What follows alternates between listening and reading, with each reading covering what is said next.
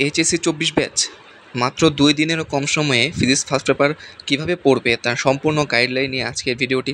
সাথে ভিডিওর শেষে তোমাদের জন্য একটা বোনাস টিপস হিসেবে রয়েছে কীভাবে একটা চার্টের মাধ্যমে তুমি তোমার রিভিশন প্ল্যানটাকে আরও সাকসেসফুল করতে পারো।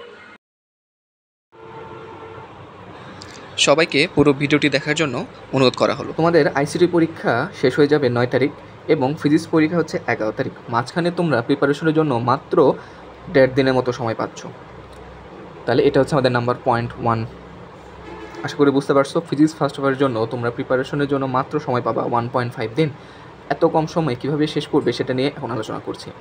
সেকেন্ড পয়েন্ট, তোমাকে যেহেতু সময় কম, তোমার হাতে সময় মাত্র 1.5 দিন, তুমি চাইলেই কি এতদিন যে 3-4টা রাইটারের বই পড়ছো, 3-4টা গাইড পড়ছো, এগুলো কি আসলে পড়া সম্ভব? আদৌ কিন্তু পড়া সম্ভব না। তোমাকে এই কম সময়ের ভিতরে সবথেকে ইফেক্টিভ পড়ার উপায় হচ্ছে তোমাকে ইম্পর্টেন্ট টপিকগুলোই শুধুমাত্র পড়তে হবে। সেটা হোক সৃজনশীলের জন্য বা এমসিকিউর জন্য, তো মেইনলি তোমাকে সবই পড়তে হবে, বাট সিকিউর জন্য শুধুমাত্র ইম্পর্টেন্ট টপিকগুলোই তোমাকে বারবার পড়তে হবে।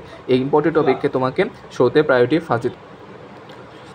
তো এতদিনে তোমরা যেহেতু পড়াশোনা করেছো, এতদিনে হয়তো তোমাদের আইডিয়া হয়ে যাওয়ার কথা কোন একটা চ্যাপ্টারের কোনগুলো ইম্পর্টেন্ট টপিক। তারপর তোমাদের জন্য আমার একটা ডেডিকেটেড ভিডিও থাকবে যে ফিজিক্স ফার্স্ট পেপারের যেই 25টা টপিক বা 20টা টপিক প্রতি বছরই আমাদের বোর্ড পরীক্ষায় আসে, ঠিক আছে? এইচএসসি 25 বা 26-এর যদি কোনো স্টুডেন্ট দেখে থাকো, তুমিও অবশ্যই সেই ভিডিওটি অবশ্যই দেখবে। এখন আসলে আমরা সিকে এবং এমসিকিউর জন্য এত কম সময়ে কীভাবে একটা ইফেক্টিভ প্রিপারেশন নিতে পারি। সিকিউর জন্য তুমি প্রথমে কী করবে, তুমি যেই চ্যাপ্টারটা ধরবে সেই চ্যাপ্টারের থিওরিটা ভালোভাবে আগে ক্লিয়ার করে নাও, বা তুমি আগে যেখানে পড়েছো, যেই স্যারের কাছে পড়েছো, সেই স্যারের লেকচারটা আগে ফলো করো। লেকচারে যেসব থিওরি দেওয়া আছে সেই থিওরিগুলো আগে ভালো করে পড়ে ফেলো। থিওরি পড়ার পরে তোমার অবশ্যই একটা ফর্মুলা খাতা থাকা উচিত এতদিনে। আমি আমার স্টুডেন্টদেরকে বা সিকিউর জন্য বা এমসিকিউর জন্য হচ্ছে ফর্মুলা খাতা তৈরি করতে বলি, সাথে একটা রিভিশন প্ল্যানের খাতা তৈরি করতে বলি। তো সেই ফর্মুলা খাতা থেকে তুমি সূত্রগুলো জাস্ট রিভিশন দিয়ে নেবে, বা এখন যদি কোনো সূত্রে তোমার প্রবলেম হয় সেই সূত্রগুলো আরেকবার ভালো করে মুখস্থ করে ফেলবে। এবং সেই সাথে তোমার টেস্ট পেপার বা মেডিজি থেকে প্রথম 10 থেকে 15টা বোর্ড কোশ্চেন সলভ করলেই আশা করি এনাফ, ঠিক আছে? প্রথম 10 থেকে 15টা কোশ্চেন সলভ করার পরে তুমি দেখবে যে বাকি সব কোশ্চেনগুলো হচ্ছে রিপিটেড কোশ্চেন। তাহলে আমি আবার বলতেছি, সিকিউর জন্য তুমি প্রথমে তোমার টিচারের লেকচার খাতা বা থিওরি নোটটা ফলো করবে, এরপর তুমি ফর্মুলাগুলো মুখস্থ করে ফেলবে, দেন তুমি 10 থেকে 15টা বোর্ড কোশ্চেন সলভ করবে, অবশ্যই সলভ করবে। এরপরে আসো কোন একটা চ্যাপ্টারের এমসিকিউ কীভাবে আমরা শেষ করতে পারি, সেটার জন্য আমাদের সেই ফর্মুলার খাতাটা আবার একবার রিভিশন দিতে হবে। ফর্মুলাতেই কিন্তু ডিরেক্ট এমসিকিউ চলে আসে। তোমাকে বলতে পারে যে কোনটির সাথে কোনটি সমানুপাতিক সম্পর্ক, বা বিভিন্ন ধরনের গ্রাফ আসতে পারে। তোমরা যদি চাও গ্রাফের উপরে আমি একটা ভিডিও বানাবো। তো এই ধরনের যে কোশ্চেনগুলো ফিজিক্সে কিন্তু বেশি চলে আসে, ফর্মুলা থেকে ডিরেক্ট কোশ্চেন আসে। তো সেই কোশ্চেনগুলো পারার জন্য তুমি ফর্মুলাগুলো অবশ্যই খুব ভালো করে পড়ে ফেলবে। দেন হচ্ছে তুমি বোর্ডের এমসিকিউগুলো সলভ করবে। চাইলে তুমি আমির স্যারের বইয়ের পিছন থেকে অথবা তপন স্যারের বইয়ের পিছনে যে বোর্ড পোর্শনগুলো আছে সেগুলো করতে পারো, অথবা তুমি চাইলে তোমার কাছে যে টেস্ট পেপার আছে সেই টেস্ট পেপারে বোর্ডের এমসিকিউগুলো করতে পারো। তাহলে আশা করি বুঝতে পারছো। এরপর 4 নাম্বার যে পয়েন্টটা, সেটা হচ্ছে তোমাকে অবশ্যই তোমার উইকনেসে ফোকাস করতে হবে। ধরো কোনো একজন স্টুডেন্ট ফর্মুলা ভুলে যায়, তাহলে তাকে এই 1.5 দিন সময়ের ভিতরে বেশি ফর্মুলাগুলো রিভিশন দিতে হবে। ধরো কোনো একটা স্টুডেন্ট ম্যাথ করতে গেলে আটকে যায় বা উদ্দীপক ধরতে পারে না, তার জন্য বেশি উদ্দীপক সলভ করতে হবে। বা কোনো একটা স্টুডেন্ট সূত্র মনে রাখতে পারে, বাট দেখা যায় ক্যালকুলেশন মিস্টেক বেশি করে, ক্যালকুলেশন মিস্টেক অ্যাভয়েড করার জন্য বেশি তাকে প্র্যাকটিস করতে হবে। আবার কোনো একটা স্টুডেন্ট দেখা যায় যে এমসিকিউতে হচ্ছে খুব ধীর গতিতে আগায়, ঠিক আছে? তো এমসিকিউ এবং সিকিউর যে হ্যাকস বা যে প্রিপারেশন স্ট্র্যাটেজি, সেটা নিয়ে আমার একটা ভিডিও আছে, ডিসক্রিপশন বক্সে দেওয়া থাকবে, সেখান থেকে চাইলে কিন্তু দেখে নিতে পারো। তো এই যে তোমার তুমি খুব ভালো করে জানো তোমার কোথায় উইকনেস, ঠিক আছে? তো সেই উইকনেসগুলোর উপরে বেশি এখন কাজ করো। তাহলে প্রথমে তুমি সিকিউ এবং এমসিকিউ ভালো করে প্রিপারেশন নাও, দেন হচ্ছে তোমার উইকনেসগুলোতে ফোকাস করো। লাস্ট পয়েন্ট যেটা বলতে চাই সেটা হচ্ছে অ্যাটলিস্ট তুমি 3বার রিভিশন করে যাও। আমি জানি সময়টা খুবই কম, 3বার রিভিশন দেওয়া বেস্টটা, বাট কিছু তো আসলে করার নেই, তাই না? তোমার জন্য যেই সময়টা দেওয়া আছে সারা বাংলাদেশের সব স্টুডেন্টদের জন্য কিন্তু একই সময় দেওয়া আছে। তো কাজেই তুমি চেষ্টা করবে 3বারের বেশি রিভিশন দেওয়ার, ঠিক আছে? আমি যেভাবে বললাম, যেটা বলছিলাম সবার আগে, যে 3-4টা বই রাইটারের বই বা 3-4টা গাইড থেকে আসলে এখন পড়তে পারবে না।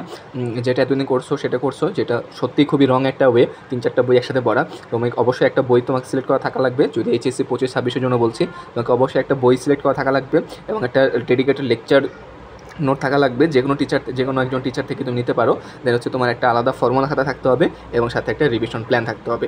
এই জিনিসগুলো যদি করো, আশা করি 1 দিন বা 2 দিনে একটা 2 থেকে 3বার রিভিশন দেওয়া আশা করি পসিবল। তো আশা করি এই 5টি পয়েন্ট তোমাদের বুঝে আসছে, আশা করি বুঝতে পারছো। এরপর বোনাস যে টিপসটা তোমাদের সাথে শেয়ার করবো সেটা আমার পার্সোনাল একটা ওপিনিয়ন বা পার্সোনালি আমি এটা ফলো করতাম, সেটা হচ্ছে একটা প্রেপ চার্ট বানানো। এই প্রেপ চার্টটা অনেক হেল্প করবে তোমাকে এত কম সময়ের ভিতরে, যেটা বলছি যে 3বার রিভিশন দিতে হবে। তো এই প্রেপ চার্টটা তোমাকে কিন্তু খুবই হেল্প করতে পারে। এই প্রেপ চার্টটা আসলে কীভাবে, জিনিসটা কী সেটা একটু যদি ধারণা দেই, তুমি একটা চার্ট আঁকাবা, তুমি কলাম বরাবর রাখবা হচ্ছে, প্রথম কলামে রাখবা চ্যাপ্টার নেম, তারপরে রাখবা হচ্ছে তুমি যেই ফ্লো চার্টে আগাচ্ছ বা তোমার টিচার তোমাকে যে ফ্লো চার্টে আগাতে বলছে সেই ফ্লো চার্টের যেই পয়েন্টগুলো সেগুলো এখানে নোট করবে। সাপোজ আমি HSC 24-এর জন্য যেহেতু ভিডিওটা, তাদের জন্য কিন্তু এই কম সময়ে আমি বলেছি যে থিওরি পড়তে হবে, ফর্মুলা পড়তে হবে, প্লাস সিকিউ এবং এমসিকিউ সলভ করতে, এই চারটাই তো, তাই না? বাট 25 বা 26-এর জন্য হয়তো আলাদা কোনো ফ্লো চার্ট আমি দিব, সামনের ভিডিওতে দিব।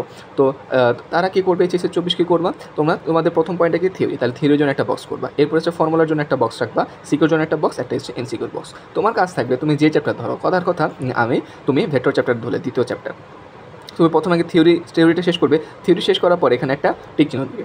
এরপরে ধরো তুমি ফর্মুলা শেষ করলে ফর্মুলা ফলে একটা টিক চিহ্ন, সিকিউর পরে একটা টিক চিহ্ন, এবং সর্বশেষ এমসিকিউ পড়ার পরে যখন একটা টিক চিহ্ন হবে, তোমার সামনে একটা ভিজুয়ালাইজ হবে, বা তুমি সামনে দেখতে পারবা, তোমার সামনে তুমি দেখতে পারবা তোমার রিভিশন প্ল্যানটা কত দূর এগিয়েছে। ঠিক আছে? এই প্রেপ চার্ট শুধু রিভিশনের জন্য না, তুমি যে কোনো একটা চ্যাপ্টার শেষ করার জন্য তুমি তো এই প্রেপ চার্টটা বানাতে পারো। আশা করি এই প্রেপ চার্ট বানাতে তোমার অনেক হেল্প হবে।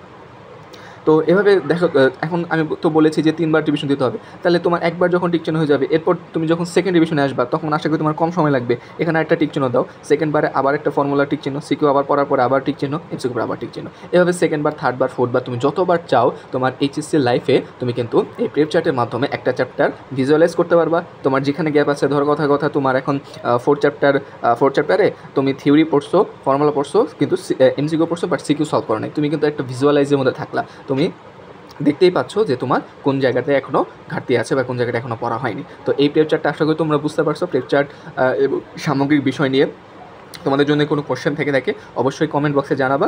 ইনশাল্লাহ সামনে ইম্পর্টেন্ট টপিক নিয়ে একটা ভিডিও দিব, সেই ভিডিওটি দেখার আমন্ত্রণ রইল। ধন্যবাদ সবাইকে।